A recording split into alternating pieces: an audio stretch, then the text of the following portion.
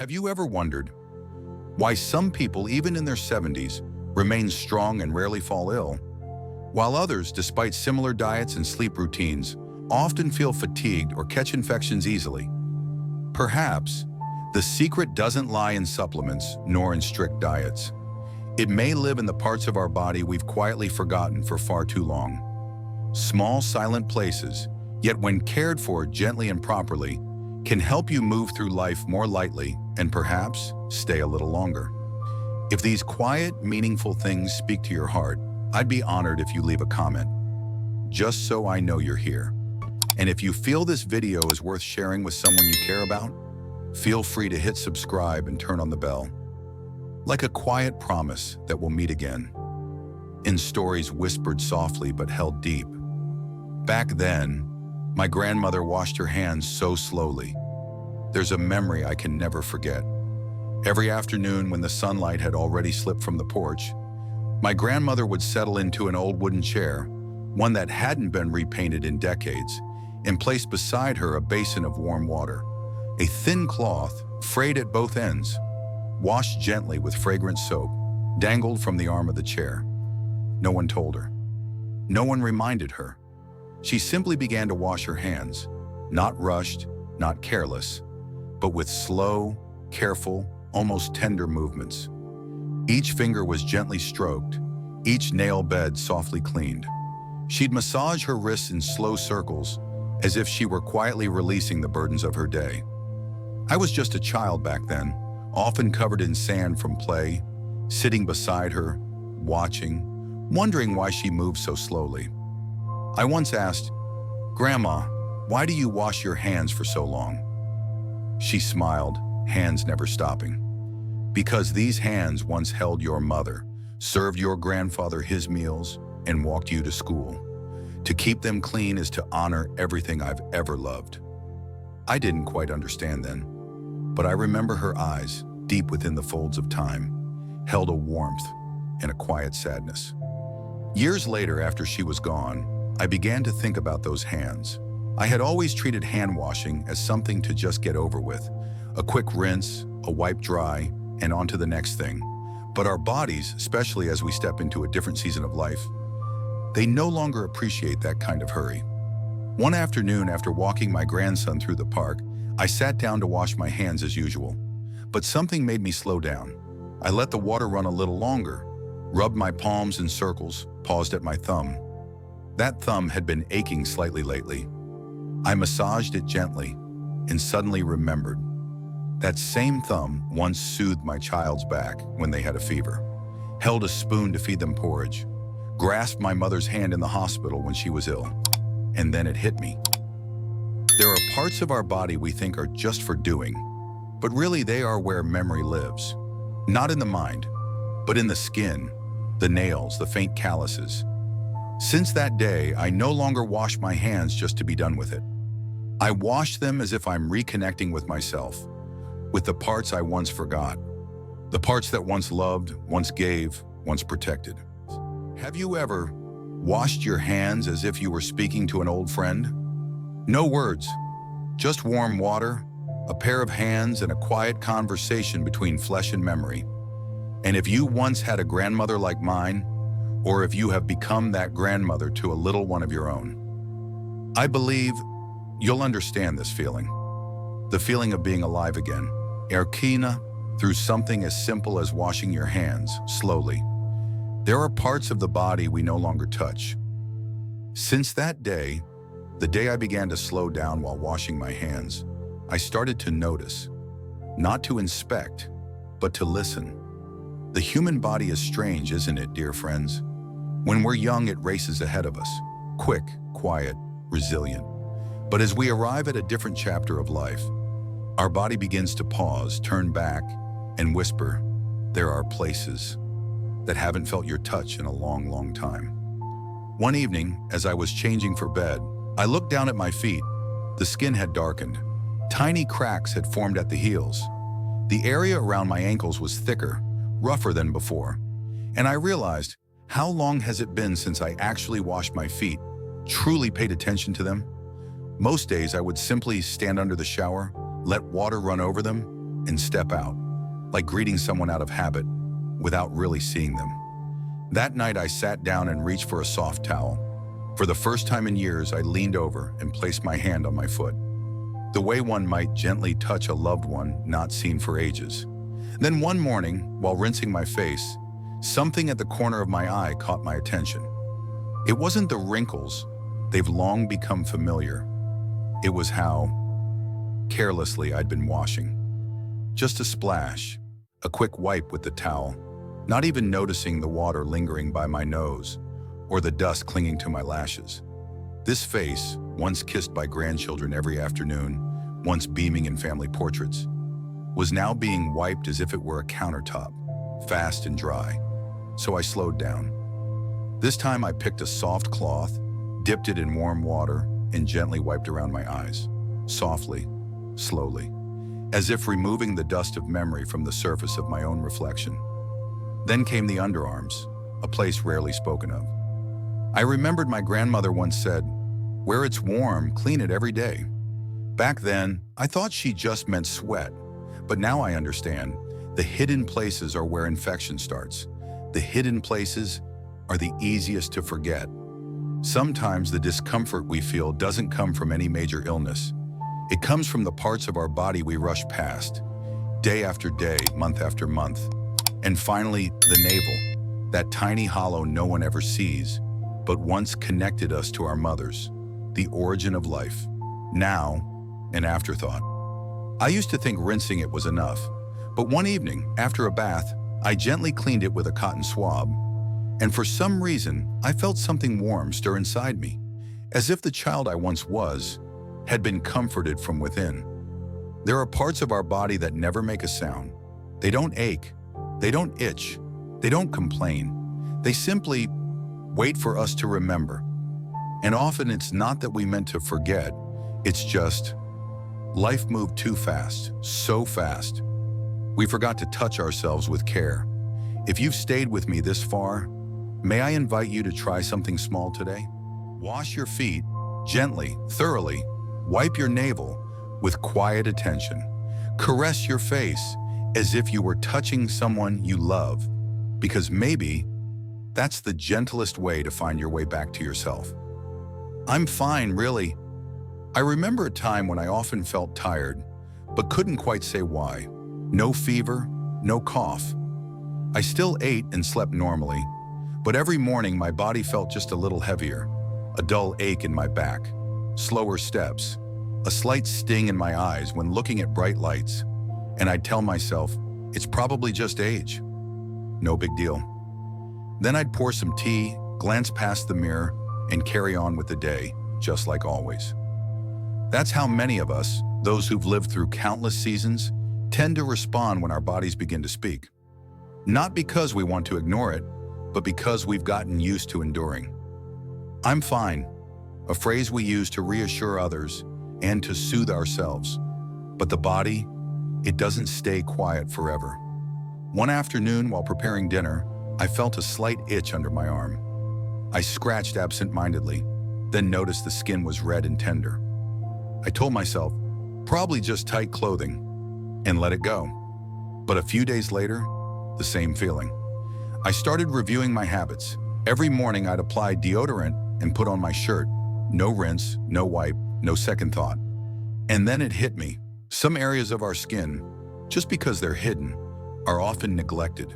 Just like certain soft places in our hearts, quietly ignored. Another morning, I felt a sharp little sting in the sole of my foot.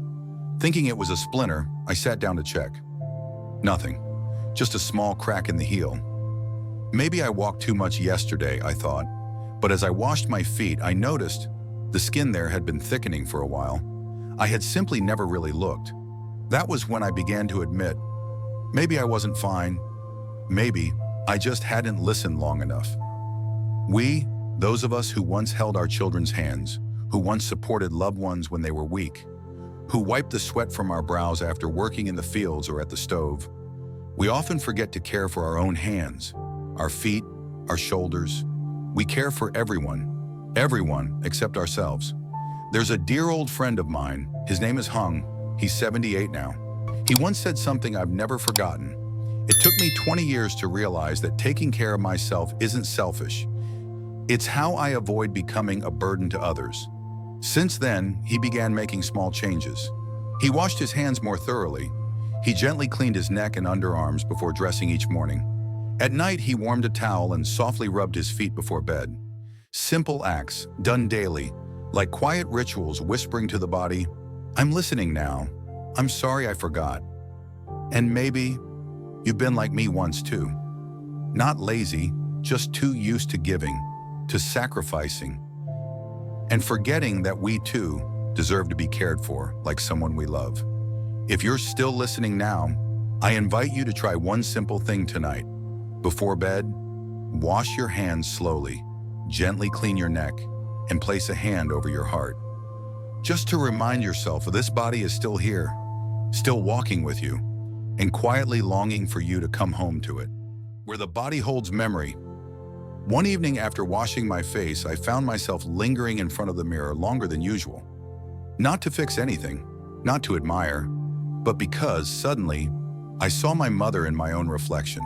The slight tilt of my eyes, the soft lines at the corners of my mouth, the gentle roundness of my chin, all of it, echoing a face I once caressed every night as a child. And now, it's my face that carries those traces. Our face is no longer just skin, wrinkles, or sunspots. It becomes a canvas where time writes all that we've loved, lost, and truly lived. Then I look down at my hands, once young, scribbling love letters in my youth, then steady, guiding my child's first steps, then trembling, holding my husband's hand one last time in the hospital. Now my fingers are a bit knobby, the skin thinner, freckled with age spots. But when I press a warm cloth into my palms, I don't just feel the warmth.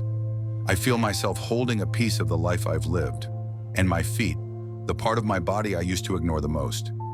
Now when I sit and gently rub them before bed, memories rise like steam from a warm bowl of soup. These feet once trudged through muddy fields in the rain, walked my child to school along winding roads, rushed to catch buses for early work shifts, stood for hours in the kitchen preparing wedding feasts for grandchildren. Now they move slower, but when I touch them, massage them gently, I don't see weakness. I see distance traveled. There's another part, rarely spoken of, the underarms. It sounds awkward, I know, but it's a place both delicate and easily harmed. I used to think deodorant was enough, but after a mild skin irritation, I learned to wash and dry the area carefully. And to my surprise, my sleep improved. My body felt lighter. I began to understand. Some parts are hidden not because they're shameful, but because they're meant to be protected. Just like the deepest emotions in our hearts, they deserve to be touched with tenderness.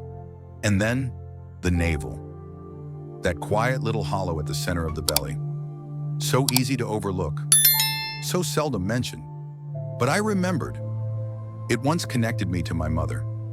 A tiny cord that carried nutrients and love from one soul to another.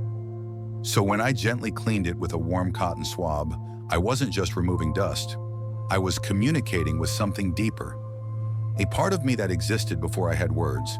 And I started seeing my body not as a vessel aging, but as a living diary, where every fold, every freckle, every line holds a chapter of its own. If you're still here with me, I invite you to try something tonight. Wash your face, but wash it as if you were touching the face of someone you once loved. Massage your feet, as if you were thanking your lifelong companions for every journey they carried you through. Clean your navel, as though you were gently tracing the invisible cord that once connected you to your mother.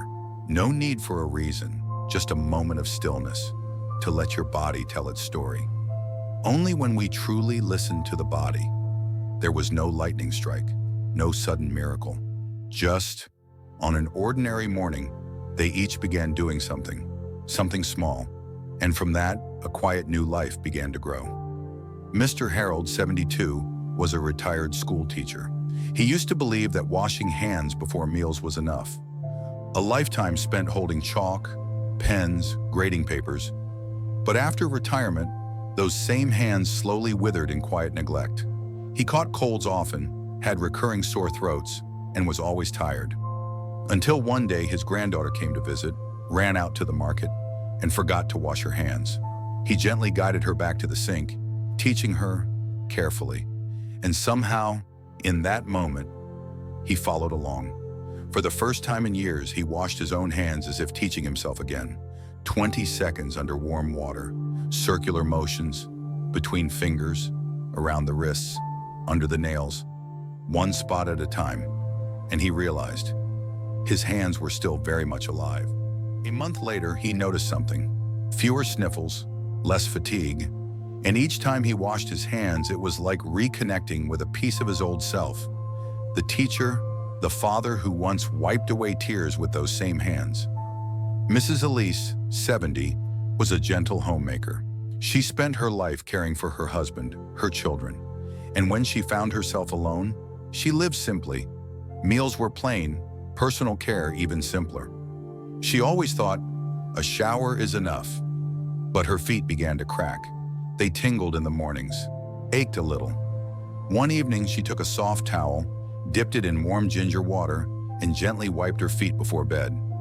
Not because anyone told her to, but because she remembered how her mother used to do that for her whenever the weather turned cold. From that night on, she made it a ritual. After a week, not only were her feet more comfortable, she slept better. No tossing, no dreams, no aches. She told no one. But each night in a small kitchen lit by a single lamp, an elderly woman was slowly coming back to life through the soles of her own feet. Mr. Theo, 74, once drove long-haul trucks. He was used to applying deodorant quickly in the mornings, throwing on his shirt and heading out the door. For decades, that was his routine. But after retiring, the skin under his arms became irritated, red and sore. He went to the doctor, got creams, but nothing really worked. One day he came across a short article, just one line. Never apply deodorant without first washing your underarms. Simple words, but he tried it. He began washing the area with a warm cloth and gentle soap, drying it thoroughly, before using anything. 1 week, 2, 3, and then no more itching, no more sting, and somehow his body felt lighter too. Turns out, it's not about doing more, it's about doing it right, he said, his voice full of quiet wonder. No one came to save them. No expert knocked on their door. They simply chose to return to their bodies with kindness. If you've listened this far, please believe this. No matter how many years your body has endured, no matter how long it's been overlooked, the moment you begin again, even with the smallest of actions, your body will still open its arms and welcome you home. You don't need to do much. You just need to do it with love. Caring for the body is how we love ourselves every day. Something strange begins to happen when we return to caring for our bodies, not out of fear of illness, not because someone told us to, but simply because we deserve to be touched with gentleness.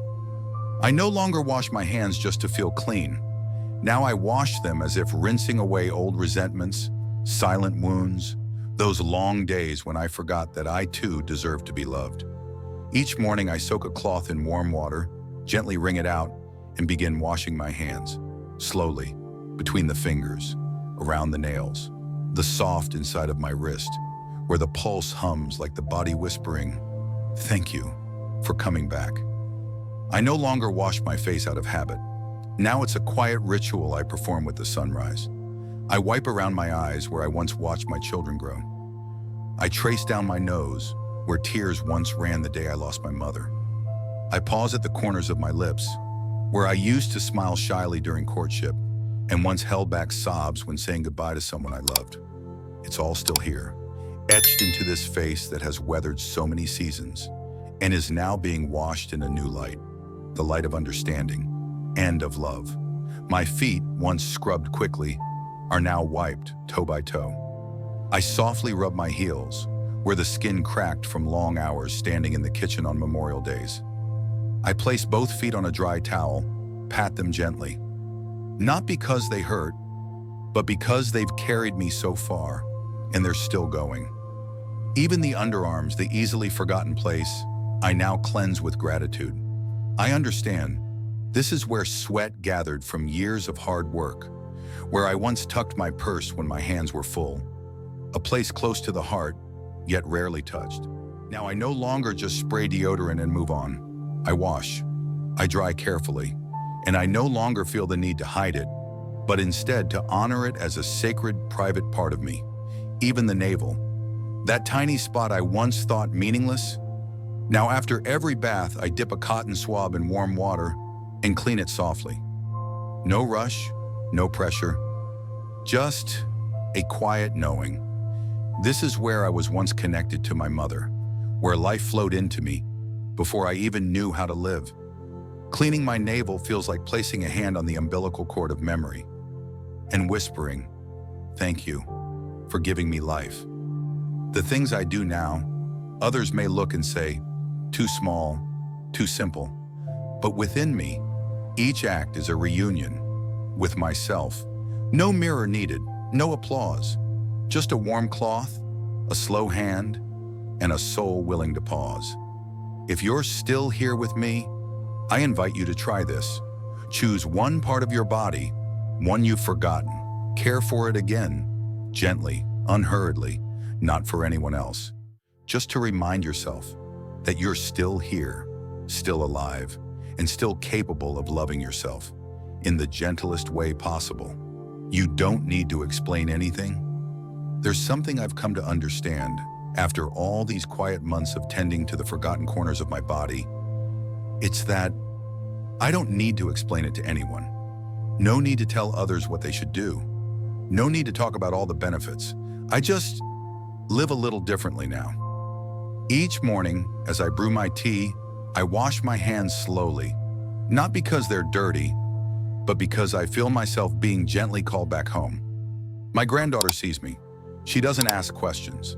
She simply stands beside me, mimicking every movement. She washes her hands more carefully now, not because I taught her, but because she senses I'm doing it with tenderness. In the evenings, I no longer grumble when my feet ache. I reach for a warm towel, sit under a soft light, and gently massage the soles. My wife, she used to do this for me long ago. Now I do it for myself, not with sadness, but as a quiet way to remember a love that once was real. One day my son walked by and said softly, "Dad, you really take good care of yourself." I didn't respond, just nodded, and in his eyes I saw something like gratitude, quiet and sincere. I never gave a speech about cleaning navels or gently massaging underarms. Those things don't need to be said aloud. But one day my daughter-in-law shared, "Mom, I've started washing little B's belly button more carefully after baths. Like you mentioned the other day, it gives me peace of mind." I don't recall mentioning anything. Maybe it was just a moment, me quietly tending to myself after a shower while my grandchild watched. And that day I only said, "The navel is where we were once connected to our mother." Just one sentence. But the light had already begun to spread. When you live with gentleness, it radiates outward, not through words, but through the way you walk, the way you sit, the way you wash your face each morning as if greeting the day, not out of habit, but with gratitude. The elderly don't need to teach, because some truths are passed on simply by being witnessed. A pair of hands that no longer tremble when doing the dishes, because they've been cared for daily. A face lined with years but glowing, because each night it's wiped clean with warm water. A gait that's slower now, yes, but steady, because the feet beneath it haven't been forgotten. You don't need to inspire your children and grandchildren with lectures. Just tomorrow morning, as you stand before the mirror, wash your face as if you were touching an old friend. Then rub your wrist gently as if whispering to your past, "I've come back." They'll see. Your loved ones will feel it. And maybe they too will begin to care for their own bodies because of your quiet example. If you want to leave something behind for the next generation, let it be your full presence in the smallest of acts. No speeches, no reasons. Just live a little slower and a little more tenderly with yourself. Because sometimes, light doesn't come from the sun. It comes from someone sitting still, wiping their hands with a warm cloth, as if they were gently tending to a whole life already lived. If this speaks to you, I invite you to leave a comment. There's a part of me I once forgot, and today I'll begin to care for it again. Or send this video to someone you love, as a quiet reminder. We all deserve to be cared for again, especially the parts we've long forgotten. Thank you for staying here with me. We've reached the end of this journey, but the light is only just beginning to spread. A life message to you, who are walking this precious chapter of life. Your hands may no longer move as swiftly as they once did.